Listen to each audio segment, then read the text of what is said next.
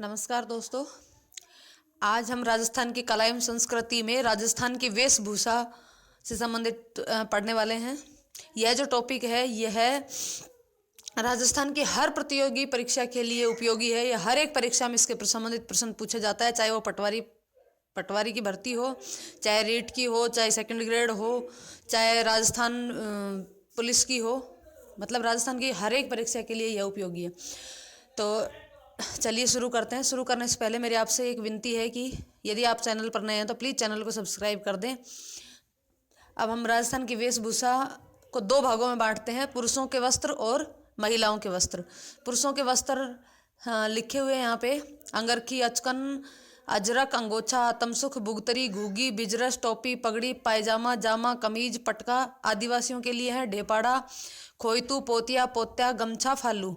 और स्त्रियों के वस्त्रों में है आंगी, पावरी, कापड़ी, चुनरी, सरारा, बडली, तिलका, पोमचा, लहरिया। आदिवासियों के लिए नांदना, अंगोछा, साड़ी, रेनसाई, कटकी, तार भात की ओढ़नी, जामसाही, कछाबू और पीरिया। इन सभी वस्त्रों का आगे हम विवरण करने वाले हैं। एक एक वस्त्र के बारे में हम बात करने वाले हैं। तो चलिए सबसे पहले हम बात करते हैं पुरुषों के वस्त्र की। तो पुरुषों के वस्त्र में हम सबसे पहले अंगरखी की बात करते हैं। अंगरखी क्या होता है? पुरुषों द्वारा शरीर के ऊपरी हिस्से में पहना जाने वाला वस्त्र जो है उसको अंगरखी कहते हैं। इसमें कॉलर नहीं होते और इसमें बटन नहीं होते, और इसकी बाजुएं जो पूरी होती हैं, और बटन की जगह इसमें बांधने के लिए रस्सी होती है। इसे किस किस और नाम से जाना जाता है? गदर, गाभा, गेड़ी, बुगतरी, तनसुख, अचकन, बगलबंदी, डगला और फारुकशाही। ये अंगरखी के प्रकार हैं। फारुकशाही अंगरखी जो है वह सबसे प्रसिद्ध अंगरखी मानी जाती है, फारुकशाही अंगरखी, ध्यान रखना। उसके बाद आती है पगड़ी। पगड़ी पुरुषों द्वारा सिर पर पहना जाने वाला वस्त्र है, सब जानते हैं। पगड़ी को क्या क्या नाम से जाना जाता है? साफा, पाग, पेंचा, फेंटा, बागा आदि के नाम से भी जाना जाता है। जोधपुर का साफा प्रसिद्ध है और उदयपुर की पगड़ी प्रसिद्ध है। अब यहाँ एक प्रश्न पूछा जा चुका है कि उदयशाही, अमरशाही, विजयशाही,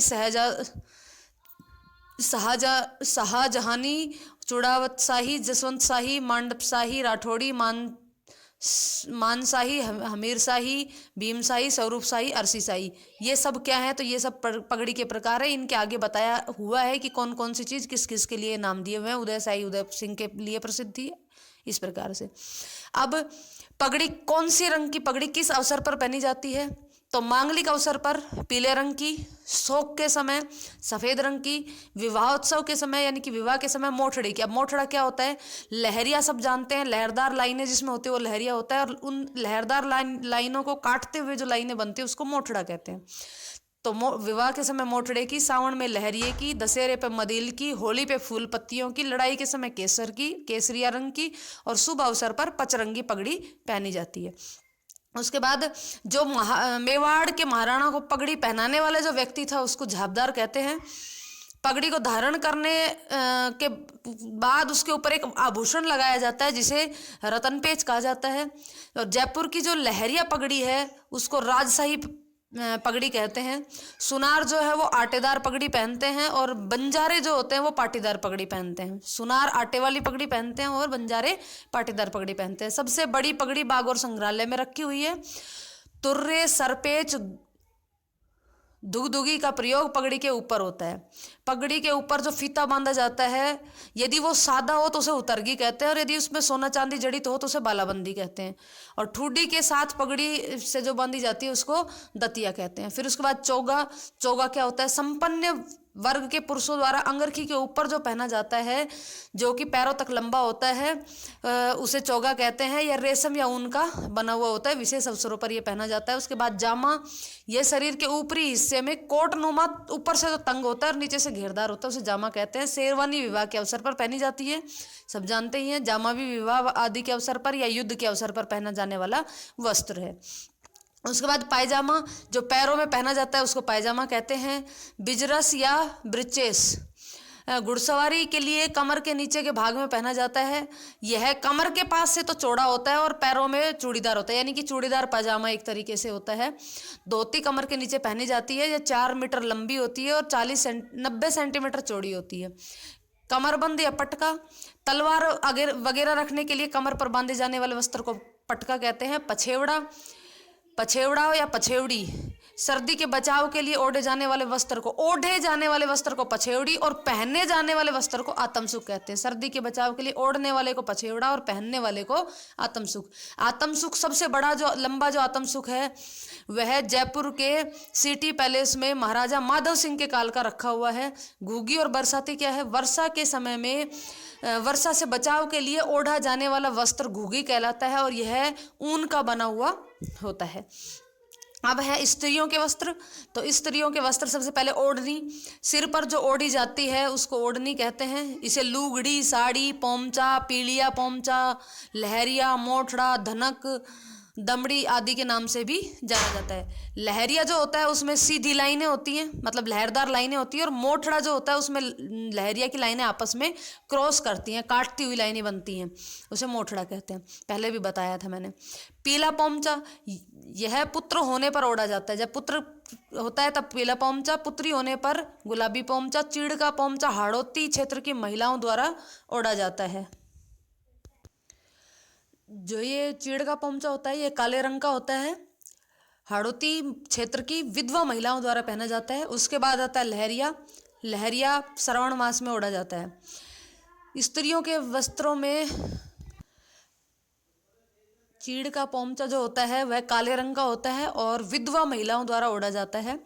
लहरिया, जो लहरिया है वो श्रावण मास में ओढ़ा जाता है। लहरिये की साड़ी भी होती है।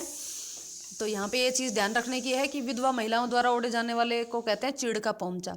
उसके बाद पावरी, दुल्हन की जो ओढ़नी जो कि मामा अपनी भांजी के लिए लेके आते विवाह के अवसर पर, उसको पावरी कहते हैं और इसे कंवर मोड़ भी कहा जाता है।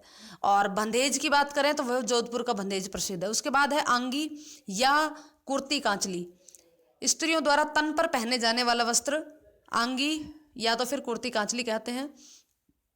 कुर्ती जो होती है उसमें बाजू नहीं होती है और वो कमर तक लंबी होती है, जबकि कांचली में बाजू होती हैं और कुर्ती के अंदर कांचली पहनी जाती है।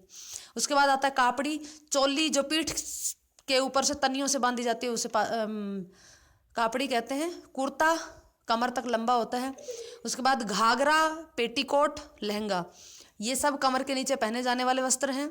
धावड़ा, ऊन से बने घाघरे को धावला कहते हैं। सलवार जो पैरों में पहनी जाती है उसे सलवार कहते हैं, सूट के नीचे जो पहनते हैं। पेशबाज, पूरे शरीर को एक साथ ढकने वाले वस्त्र को पेशबाज कहते हैं, जिस तरीके से गाउन होता है वैसे। सरारा, सलवार रूपी वस्त्र जो शरीर के निचले हिस्से में पहना जाता है, सलवार के जैसा ही होता है सरारा। उसके बाद तिलका, मुसलमान महिलाओं द्वारा घुटनों तक का जो लंबा वस्त्र पहना जाता है उसे तिलका कहते हैं। इसे मोस्टली मुसलमान महिलाएं ही पहनती है। तो ये थे महिलाओं के वस्त्र। अब है आदिवासी पुरुषों के वस्त्र। आदिवासी पुरुषों के वस्त्रों की अगर बात करें तो अंगोछा। आदिवासी पुरुष सिर पर जिस वस्त्र को बांधते हैं उसे अंगोछा कहते हैं। और सबसे लोकप्रिय अंगोछा जो है वो कैरी भात का अंगोछा है। कौन सा? कैरी भात का। अंगरखा, पुरुषों के ऊपरी शरीर के ऊपरी हिस्से में पहने जाने वाला वस्त्र अंगरखा। ढेपाड़ा, घुटनों तक लंबी तंग धोती को ढेपाड़ा कहा जाता है। लीलड़ा, विवाह के दिन वर के पिता द्वारा पहनने जाने वाली धोती लीलड़ा कहलाती है। मोरड़ा, इसको याद रख सकते हैं, मरोड़ा, मरा हुआ। मृत व्यक्ति को पहनाई जाने वाली धोती मोरड़ा कहलाती है। भीलों की पगड़ी को, जो भील होते हैं उनकी पगड़ी को पोत्या या पोतिया कहते हैं। कमर पर जो लंगोट बांधा जाता है उसे खोइतू कहते हैं। और पूरा शरीर ढकने के लिए जिस अंगोछे का यूज करते हैं भील, उसको फालू कहते हैं।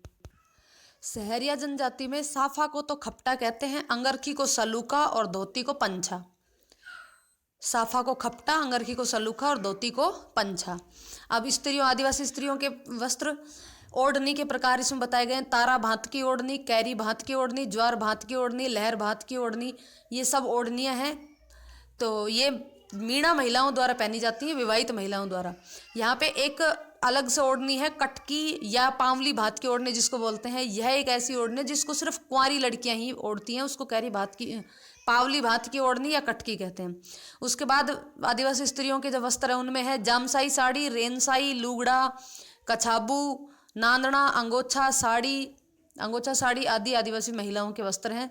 सिंदूरी भील, आदिवासी महिलाओं द्वारा विवाह के अवसर पर लाल रंग की जो साड़ी पहनी जाती है उसे सिंदूरी भील कहते हैं। कछाबू भील महिलाओं द्वारा घुटनों तक पहने जाने वाला जो घाघरा होता है उसको कछाबू कहते हैं। घुटनों तक पहने जाने वाला भील महिलाओं द्वारा। भीलों के वस्त्र हैं सिंदूरी भील और कछाबू। उसके बाद है फड़का। कथोड़ी जनजाति की महिलाओं द्वारा मराठी अंदाज में पहने जाने वाली साड़ी जो है वो फड़का कहलाती है। पीरिया भील, अब ये भी भीलों की का एक लहंगा है। पीरिया, पीलिया नहीं है, ये पीरिया है और ये लहंगा है, यहाँ भी ये ध्यान रखने की चीज़ है। शादी के अवसर पर पहने जाने वाले पीले रंग का लहंगा। उसके बाद नांदना, आदिवासी महिलाओं का ही के घाघरे को नांदना कहते हैं और आदिवासियों का सबसे प्राचीन वस्त्र है जो कि नीले रंग की छीट, जिस पर नीले रंग की छीट होती है।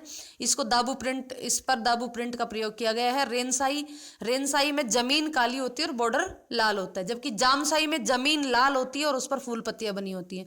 सीकर का पटौदा गांव का लुगड़ा जो है वो प्रसिद्ध है। उम्मीद है आपको ये वीडियो पसंद आई होगी। यदि पसंद आई हो तो लाइक और शेयर करें। धन्यवाद।